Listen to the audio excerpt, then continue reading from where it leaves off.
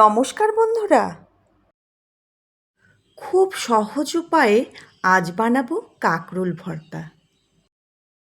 শেষে একটি ছোট্ট টিপস আছে, চলুন শুরু করি। প্রথমে আমি কিছু কচি কচি কাঁকরোল নিয়েছি, ভালো করে ধুয়ে টুকরো করে কেটে নিয়েছি। এরপর স্বাদ মতো নুন, সামান্য হলুদ দিয়ে ভালোভাবে মাখিয়ে নিয়েছি।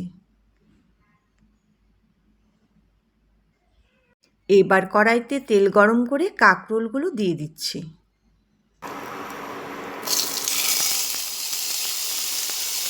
মাঝারি আঁচে এপাশ ওপাশ উল্টে সুন্দর লালচে রং হওয়া পর্যন্ত ভেজে নিচ্ছি।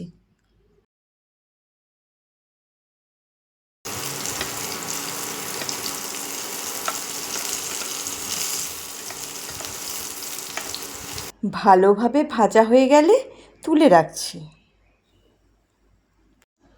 এখন একই তেলে রসুন আর কাঁচা লঙ্কা হালকা ভেজে তুলে নিচ্ছি।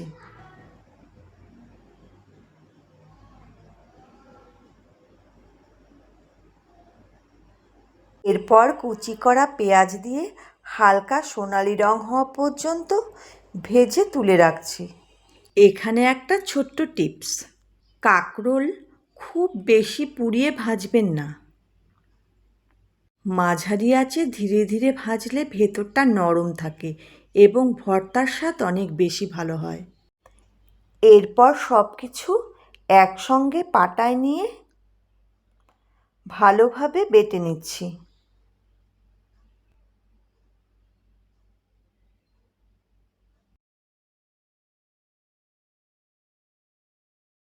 পাটায় বাটলে ভর্তার স্বাদ আরও সুন্দর হয়।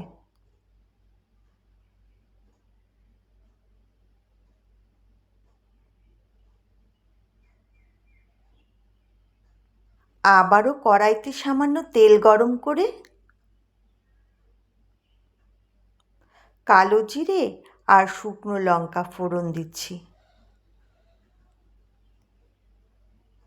তারপর বেটে রাখা ভর্তা দিয়ে 1 থেকে 2 মিনিট ভালোভাবে নেড়ে নিচ্ছি।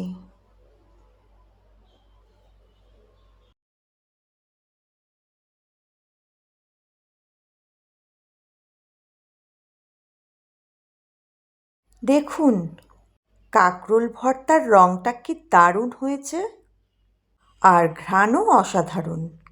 এবার গরম ভাতের সঙ্গে মেখে খেয়ে দেখলাম, সত্যি অসাধারণ হয়েছে।